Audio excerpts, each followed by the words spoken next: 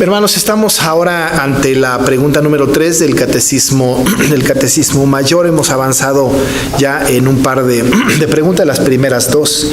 Debo mencionarles que las preguntas, especialmente esta del catecismo, es como aparentemente sencilla, es solamente pregunta el catecismo en este énfasis de encontrar eco en la respuesta de cada pregunta.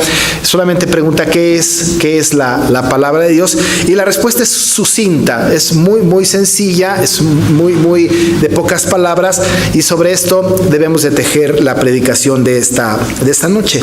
La respuesta ante la pregunta ¿qué es la palabra de Dios? Según el Catecismo Mayor es: las Sagradas Escrituras del Antiguo y Nuevo Testamento son la palabra de Dios, la única regla de fe y obediencia. Esto es todo lo que el texto del Catecismo dice.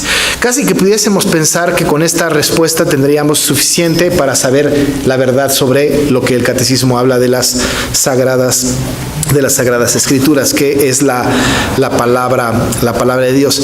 Tenemos que abordar el tema desde el punto de vista escritural, por supuesto, y teológico también, desde luego, ¿no? Hemos leído un texto de segunda de Timoteo en donde se nos advierte de los peligros que vienen si no seguimos la sana doctrina, si no atendemos la inspiración de las Sagradas Escrituras y no vamos de la mano con lo que la palabra de Dios dice respecto de lo que debemos hacer y lo que debemos de creer, según nos cuenta el Catecismo Mayor. De tal manera que tenemos pues que tener un acercamiento teológico y bíblico al asunto de las preguntas y respuestas de lo que establece el Catecismo Mayor, especialmente en esta pregunta y respuesta. Vamos a tener que ir de lo general a lo particular. Hay algunos comentarios que podemos encontrar por ahí, ¿no? Está el comentario de Voss, que es un buen comentario, pero es un comentario de él muy interesante, aborda muchos asuntos, valdría la pena tenerlo ahí. Este documento está en inglés, pero ya hay algunas traducciones posibles, no oficiales, de este comentario al catecismo, pero ahí están en algún lugar. Yo tengo acceso a alguna de ellas para poder tener un poco el concepto de un comentarista que comenta el catecismo que comenta la palabra. Así que estamos hablando de esta cadena de explicaciones. Hay muchas maneras de abordar el tema, y lo que yo voy a hacer es abordar el tema desde el punto de vista general a lo particular, hablando de la palabra de Dios, de las Sagradas Escrituras del Antiguo y del Nuevo Testamento. Y voy a tocar el tema de cómo este documento que está contenido en el Antiguo y el Nuevo Testamento son reglas, y no solamente reglas, sino única regla, la Escritura, única regla de fe y de obediencia. Vamos a tratar este asunto de tal forma que vamos a abordar el asunto de las Sagradas Escrituras en tres puntos que nos van a llevar uno de la mano del otro. Voy a hablar al principio de entrada de la revelación general y la revelación especial o particular, la inspiración también, hablar un poquito acerca de la inspiración de la Escritura, y por supuesto de los atributos de la Escritura que van a informarnos un poco de la suficiencia. Y cuando hablemos de el atributo de la suficiencia de la Escritura, hablaremos entonces de cómo la Biblia es nuestra norma de fe y obediencia. En algunos casos le llamamos norma de fe y práctica, pero abordaremos estos tres puntos: la revelación, la inspiración, los atributos, y de ahí desprenderemos cómo la palabra del Señor es para nosotros regla única de fe y de obediencia o de práctica, lo que significa que es la única que determina qué es lo que debemos de creer, y es la única que determina cómo nos debemos de conducir los hombres y las mujeres creados por el Señor, así que sean creyentes o no. Así que abordamos pues el tema en estas tres grandes áreas. Hablamos entonces de la palabra del Señor. La pregunta nos dice qué es la palabra, la palabra de Dios, y tenemos que partir acerca de cómo es que Dios quiere darse a conocer a nosotros. Cuando hablamos de que Él quiere darse a conocer a nosotros, es muy importante, porque es lo que Dios quiere que nosotros conozcamos de Él. Es decir, Dios dice, así soy, y quiere revelarse a nosotros. Es un poco diferente. No podemos nosotros de ninguna manera decirle a Dios o revelarnos a Dios, porque si nosotros le decimos a Dios cómo queremos ser conocidos por Él, Él va a decir, un momento, yo te hice, ¿no? Como dice el Salmo 100, yo les hice a ustedes y no ustedes a ustedes mismos, ¿no? Pueblo suyo somos y ovejas de su prado. No hay manera de que nosotros nos revelemos a Dios. Él conoce todo de nosotros, ¿no? Él es omnisciente, Él conoce nuestro corazón, nuestra mente, cómo nacimos, cuándo nacimos. Es más, nos conoce desde antes de la fundación del mundo. Él nos conoce muy bien. Incluso nos conoce mucho mejor que nosotros a nosotros mismos.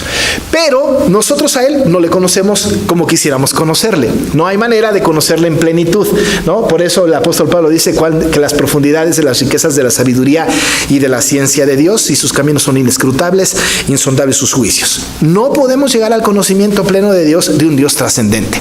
Él se quiere revelar entonces a nosotros, y se va a revelar a nosotros para que nosotros sepamos cómo es. En ese sentido de revelación, cuando Él se va a revelar a nosotros para decirnos cómo es, evidentemente tenemos estas dos grandes áreas de revelación.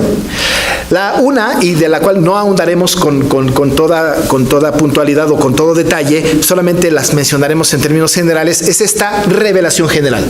Es decir, Dios se muestra a nosotros y nos dice, así soy, este soy. En su revelación general, normalmente lo que el Señor utiliza para revelarse a nosotros desde el punto de vista de la revelación general es su creación, es la naturaleza.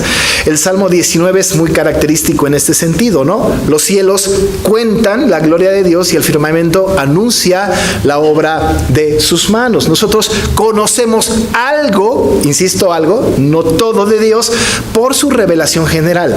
Le ubicamos y decimos, qué grande es Dios. Lo vemos en la magnificencia de su firmamento. Vemos los cielos, las estrellas, y decimos, ¿qué es el hombre para que tengas de él memoria? El apóstol Pablo a los romanos les dijo que las cosas invisibles de él, su eterno poder y deidad, se hacen claramente visibles desde la creación del mundo, siendo entendidas por medio de las cosas hechas, de modo que no tienen excusa. Es decir, que todo lo invisible de Dios es revelado a nosotros en la creación del mundo. Cuando hablamos, pues, de que Dios quiere darse a conocer a nosotros, utiliza esta revelación general y se nos da a conocer a nosotros y utiliza la creación. Habría que tener cuidado en el concepto de la revelación general y no caer en el error de algunos, ¿no? Sobre todo panteístas, aquellas personas que hacen de todo Dios. El Dios agua, el Dios árbol, el Dios sol, el Dios luna, hacen de todo Dios. No es cierto que Dios es todo, es cierto que Dios se revela en todo. Ahí podemos contemplar y podemos disfrutar y podemos incluso hacer expresiones de alabanza, de decir cuán grande es el Señor, qué maravilloso es Dios. Sin embargo, la manera como Él se revela a nosotros en la revelación general no es todo. No es la única forma en que Dios quiere darse a conocer a nosotros. Lo podemos conocer algo de Él, pero no es su revelación particular. No conocemos a Dios a través de la naturaleza en su ser interior, en su ser íntimo. Es decir, que cuando queremos conocerlo más íntimamente a Dios, qué quiere, qué le gusta, qué anhela, qué propósito tiene, cómo es, cómo quiere que nosotros seamos, tenemos que ir más profundamente, tenemos que ir más internamente a conocerle. No podemos hacerlo a través de la revelación general, pero para esto el Señor utiliza un medio maravilloso. Él quiere revelarse a nosotros, Él se quiere mostrar a nosotros, y lo que Él quiere mostrarnos a nosotros lo hace a través de su revelación especial o particular.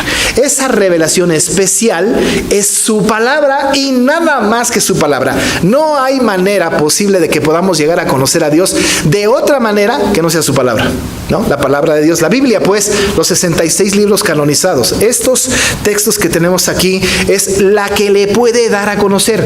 Y esto ha sido por Dios utilizado para que transmita cómo es Él. Así soy, dice Él, y pone la escritura, y leyendo la Biblia le conocemos a Él de una manera más puntual. Esto, por supuesto, tiene que ver con cómo Dios quiere ser revelado. Nos lleva pues de lo general a lo particular. Él quiere darse a conocer por su revelación general y le conocemos, pero su revelación particular, su revelación especial, ¿no? Es la palabra del Señor, es la escritura, y ella es la que nos narra, la que nos dice, la que nos cuenta quién es Dios a partir de la escritura. Por esto la pregunta es pertinente, por esto la pregunta del catecismo, ¿qué es la palabra de Dios?, nos viene bien. Es la revelación de Dios, es lo que Dios quiere mostrarnos a nosotros, y está contenida tanto en el Antiguo Testamento como en el Nuevo Testamento. Cuando el Señor se quiere revelar a nosotros, viniendo así, entonces, como dije, de lo general a lo particular, en su revelación general, pero en su revelación especial, la Escritura utiliza hombres y mujeres que escriben el texto bíblico inspirados por el Espíritu Santo para transmitirnos a nosotros las verdades de Dios. Y Él utiliza gente para que nosotros lleguemos al conocimiento de Dios. Es decir, inspira a personas, ¿no?, para que nosotros tengamos un conocimiento pleno de Dios en la Escritura. Por eso nosotros tenemos una gran cantidad de autores en la Biblia. Tenemos 66 libros. Por supuesto, no tenemos 66 autores, mucho menos, pero tenemos muchos autores en la Biblia, hombres y mujeres, y vemos en la Biblia, ¿no?, vemos en la Escritura cómo ellos fueron inspirados por el Espíritu Santo para que llegásemos al conocimiento de Dios. De tal manera entonces que nos vamos de la revelación a la inspiración. La inspiración, en términos muy estrictos y coloquiales, tenemos que entenderla desde el punto de vista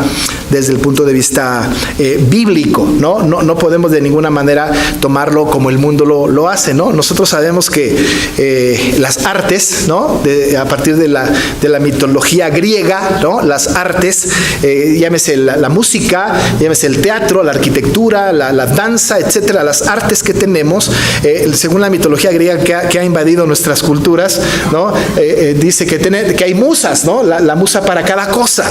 Y cuando pensamos que alguien ha escrito algo, lo inspiró la musa de la música de la danza, la musa. Hablamos de musas, pero eso es mitología, ¿no? Esa es una historia no verídica, ¿no es cierto? No es tal como la palabra lo dice. Cuando hablamos también de inspiración, no estamos hablando de la otra persona, ¿no? Esto está, por ejemplo, en la música moderna. Hay personas que escriben una canción y dicen, mi inspiración fue mi esposa, ¿no? Entonces ella me inspiró y escriben cosas lindas, o el esposo, o los hijos, o qué sé yo. Tampoco la inspiración viene de otra parte creada, no la inspiración de la que estamos hablando. La inspiración a la que nosotros nos estamos refiriendo tiene que ver con una inspiración, como dice Pablo a Timoteo, toda la Escritura es inspirada por Dios y útil. Esta que te puede hacer sabio para la salvación, esta que hace al hombre perfecto. Esta inspiración, que es maravillosa, es la inspiración que viene del Espíritu Santo a cada una de las personas que escribieron el texto bíblico. Nosotros tenemos estos libros y fueron los autores inspirados por el Espíritu Santo para transmitirnos cómo Dios quiere que le conozcamos, qué queremos nosotros o cómo quiere Dios que le conozcamos a través de su revelación especial, como ya lo dijimos. Cuando hablamos de inspiración, y vale la pena ir tomando quizá nota, ¿no?, tenemos que hablar de tres vertientes de la inspiración. Está la inspiración mecánica, la inspiración dinámica y la inspiración orgánica. Son tres conceptos que difieren uno del otro. La mecánica, la dinámica y la orgánica, todas esdrújulas, ¿no? Estas tres modelos o formas de inspiración las tenemos que revisar porque son las que justo algunos pensadores han tocado en algún momento. Cuando se habla de la inspiración mecánica, que es falsa, que no es correcta, es aquellos que dicen que el Espíritu Santo violenta la voluntad, el entendimiento de las personas y hacen que en un estado, ¿no?, de éxtasis determinado escriban lo que el Espíritu Santo Santo dicta, ¿no? Es decir, es como si de repente el escritor haya tomado su pluma, ¿no? Y de repente, no sé qué está pasando, estoy escribiendo, yo no quiero, pero estoy escribiendo. Esa es inspiración mecánica. Están obligados por el Espíritu Santo para escribir sin que ellos pongan de su voluntad, de sus características, de su cultura, de sus condiciones particulares. La inspiración mecánica entonces habla de que el Espíritu Santo, sin considerar las características de la persona que escribió, interviene y hace que la escritura se escriba. Esto es erróneo. Esto no sucedió de esta manera. Por supuesto que es equivocada la inspiración mecánica. La inspiración dinámica va al otro extremo. La inspiración dinámica, dicen, no hay Espíritu Santo. Es decir, el Espíritu Santo no intervino. Lo que sucede es que cada hombre que escribió, cada autor de la escritura que escribe un libro, lo escribe, ¿no? Gracias a la cultura de su tiempo, gracias a las condiciones en las que vivió, en su relación personal que tenía con un Dios de esa época, y escribe con toda la libertad sin haber sido inspirado por el Espíritu Santo, ¿no? Y luego todo coincide en una historia completa de la escritura, ¿no? Ellos descartan la inspiración del Espíritu Santo y dicen es una inspiración dinámica. Solamente el hombre por sí mismo, per se, hace y sin influencia de ninguna índole. Pero por otro lado, está la inspiración orgánica.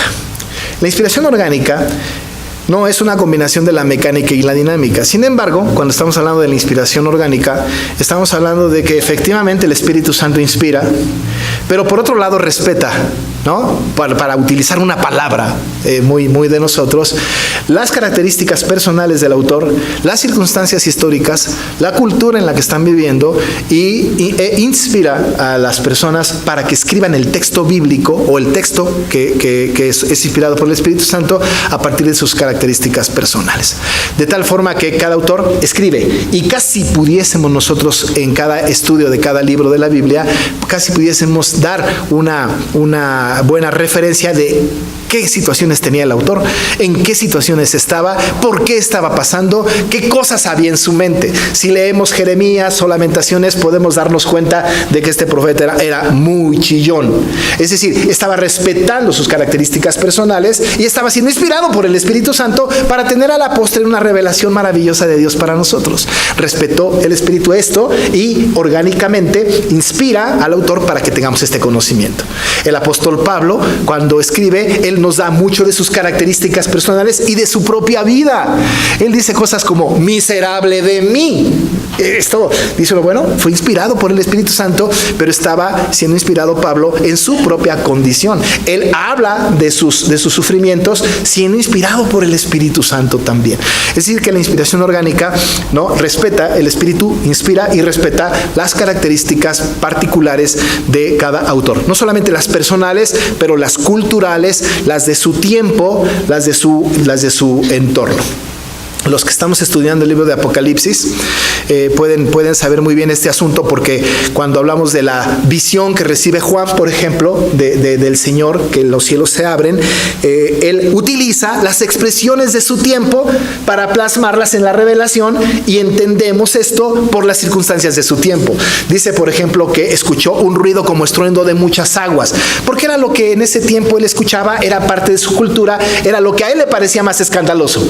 Si estuviéramos Juan estuviera escribiendo en esta época, diría, el ruido era como la alarma sísmica, ¿no? Es decir, utilizaría un concepto de nuestra cultura que fuera muy conocido, ¿no?, de nosotros, y que dentro de algunos 1000 años adelante alguien dirá, ¿qué era esto de la alarma sísmica? Y tendrían que hacer un exégesis de la alarma sísmica.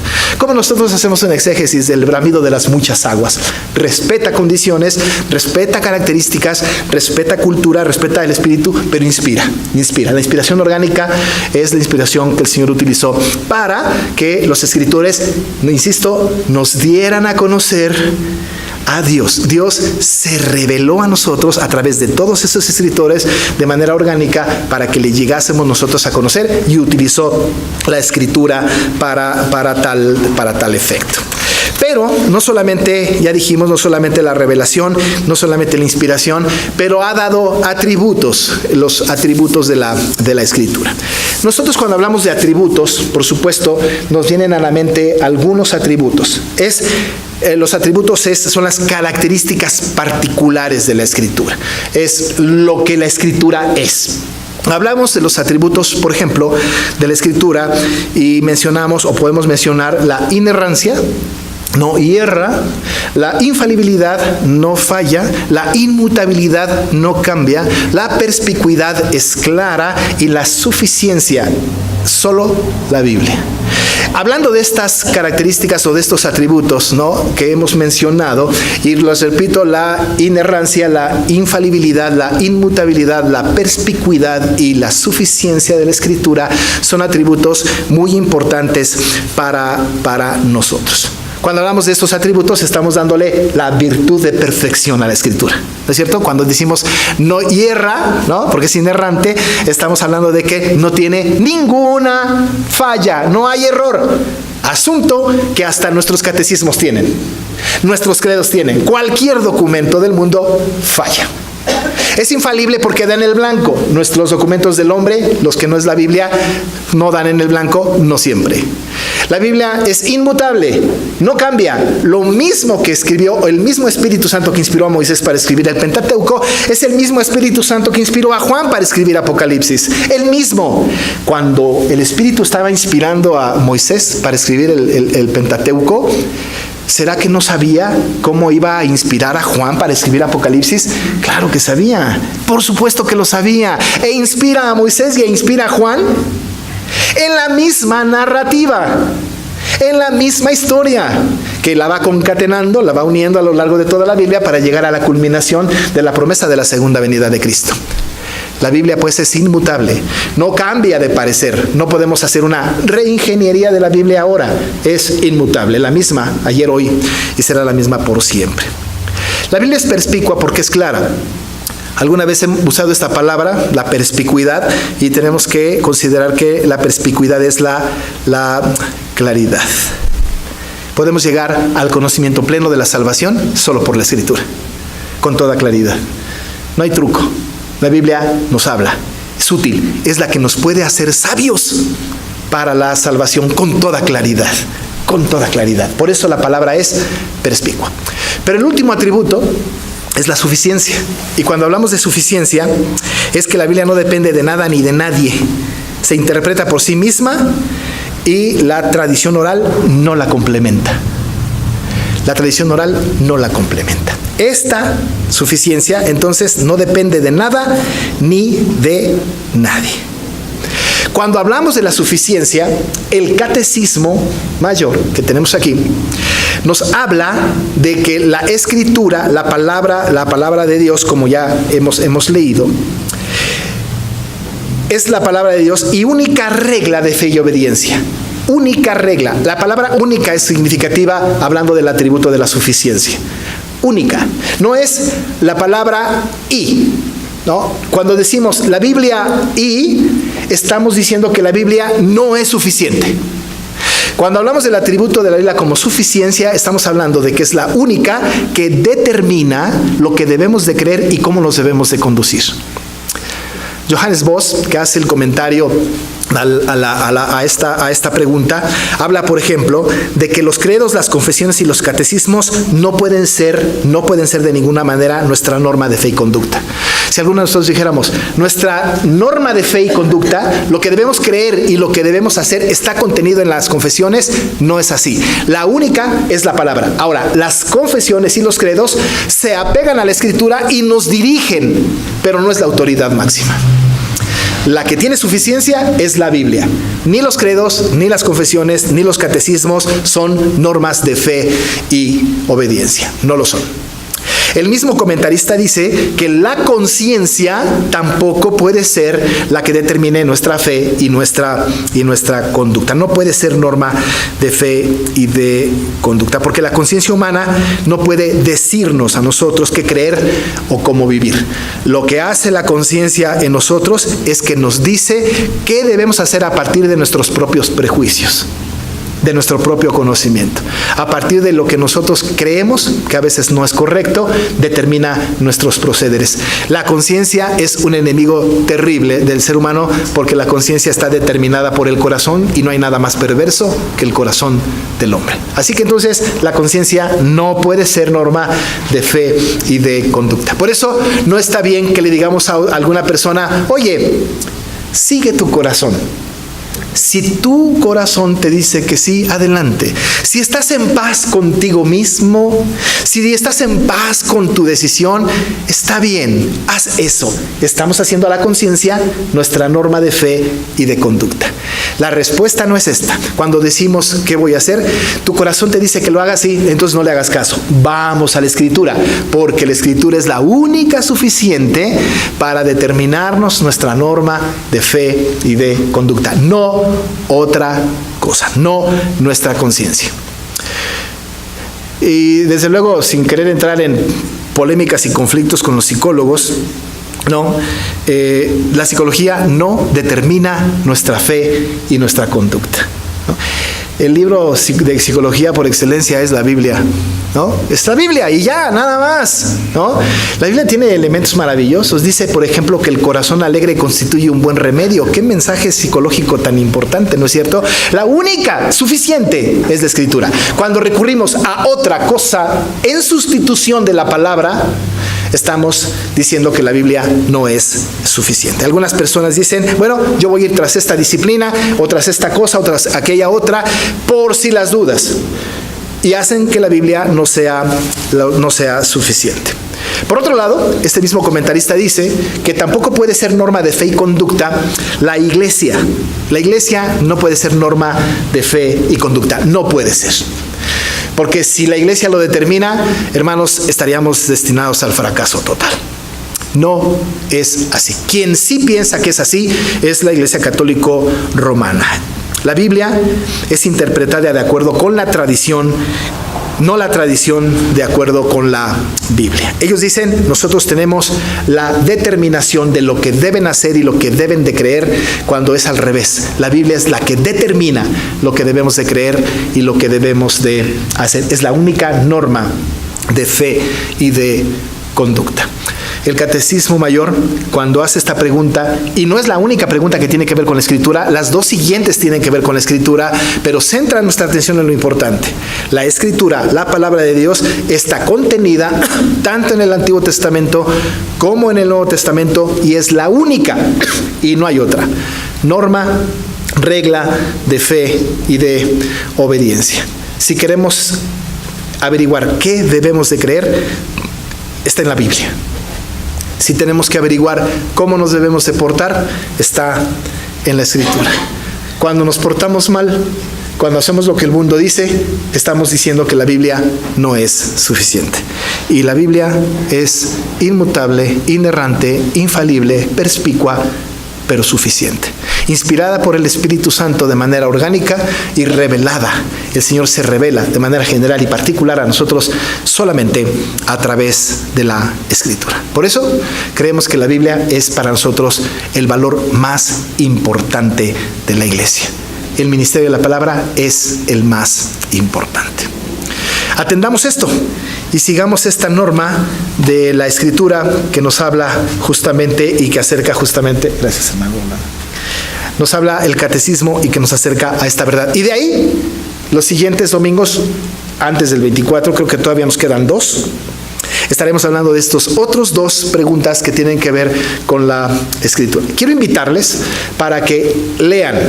Desde luego ustedes van a llegar al catecismo y solamente van a encontrar qué es la palabra de Dios, y van a encontrar las Sagradas Escrituras del Antiguo y Nuevo Testamento son la palabra de Dios, la única regla de fe y obediencia. ¿Quieren un comentario más extenso? Díganmelo, se los mando con mucho gusto, ya traducido, para que lo lean, lo estudien, lo analicen y profundicen sobre cada una de las preguntas. Vamos a orar. Padre, pues tú te has querido revelar a nosotros. Y sí te podemos contemplar, Señor, porque cuando vemos los cielos, obra de tus dedos, las estrellas que tú formaste, pensamos, ¿qué es el hombre para que tengas de él memoria? Sabemos que los cielos cuentan tu gloria y el firmamento anuncia la obra de tus manos. Que un día emite palabra a otro día y una noche a otra noche declaran sabiduría. Sabemos, Señor, que las cosas invisibles son manifestadas a través de las cosas creadas y ahí te conocemos. Pero nos has dado, Señor, algo más grande, tu palabra. En el Antiguo y en el Nuevo Testamento tú has querido revelarte a nosotros lo que has querido que nosotros sepamos de ti.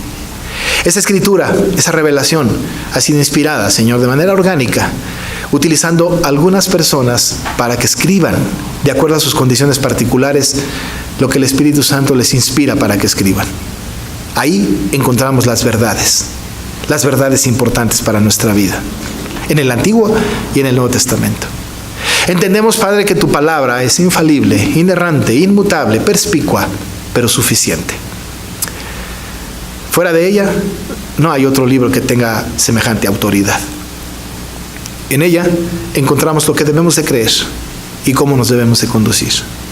Por eso para nosotros es importante estudiar esto, porque queremos acercarnos más, con más celo, a tu palabra.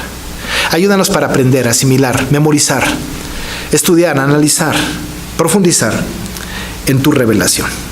Gracias, Señor, porque nos la has dado y nos has hecho una iglesia celosa de guardar con solicitud tu palabra.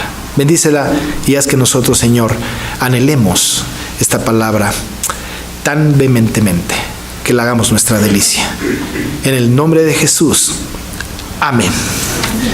Vamos a estar de pie, hermanos, para recibir la bendición de nuestro Dios. Y ahora que la gracia de nuestro Señor Jesucristo, el amor de Dios el Padre y la comunión con el Espíritu Santo sea con cada uno de ustedes, desde ahora y para siempre. Amén.